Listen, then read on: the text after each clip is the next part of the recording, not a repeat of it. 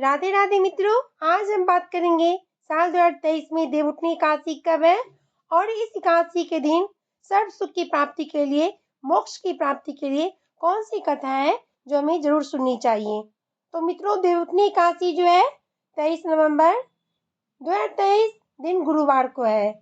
इस दिन 5 माह के बाद देवयोग निद्रा से जागेंगे और फिर समस्त मांगलिक कार्य शुरू हो जाएंगे। कार्तिक मास के शुक्ल पक्ष में आने वाली देवउठनी एकादशी मां लक्ष्मी और श्री हरि विष्णु को प्रसन्न करने के लिए श्रेष्ठ दिन माना जाता है। इस व्रत के प्रभाव से बड़े पाप जो होते हैं वह क्षण मात्र में ही नष्ट हो जाते हैं।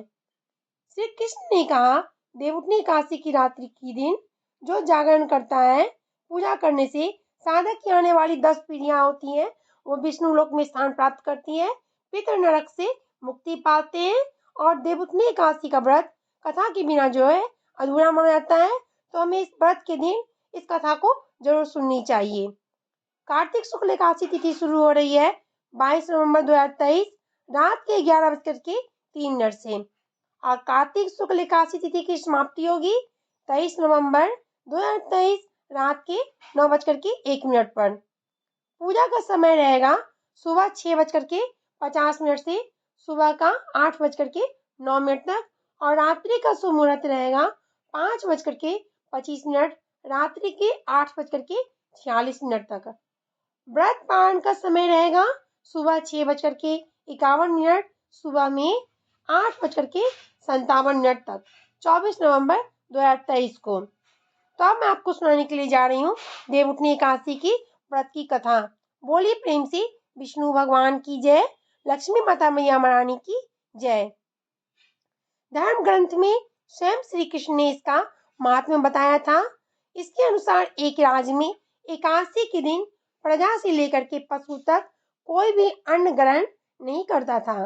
एक दिन भगवान विष्णु ने राजा की परीक्षा लेने की सोची और सुंदरी भेष बना करके सड़क किनारे बैठ गए। राजा की भेंट जब सुंदरी से हुई, उन्होंने उसके यहाँ बैठने का कारण पूछा। स्त्री ने बताया वह बेसहारा है। राजा उसके रूप पर मोहित हो गए और बोले, तुम रानी बनकर के मेरे साथ महल चलो। सुंदर स्त्री के राजा के सामने शर्त रखी, ये प्रस्ताव तभी स्वीकार करेगी जब उसे पूरे राज्य का अधिकार दिया जाएगा। वह जो भी बनाए राजा को खाना होगा। राजा ने शर्त मान ली। अगले दिन एकादशी पर सुंदरी ने बाजारों में बाकी तरह की अन्न बेचने का आदेश दिया। मांसाहार भोजन बना करके राजा को खाने पर मजबूर करने लगी। राजा ने कहा, आज एकादशी के दिन मैं तो सिर्फ फलाहार ग्रहण करता हूँ। रानी ने शर्त याद दिलाते हुए राजा को कहा, अगर यह तामसिक भोजन नहीं खाया तो मैं बड़े राजकुमार का सिर धड़ से अलग कर दूंगी। राजा ने अपनी स्थिति बड़ी रानी को बताई। बड़ी रानी ने राजा से धर्म का पालन करने की बात कही और अपने बेटे का सिर काट देने को मंजूर हो गई। राजा बहुत हताश थे और सुंदरी की बात न मानने पर राजकुमार का सिर देने को तैयार हो गए।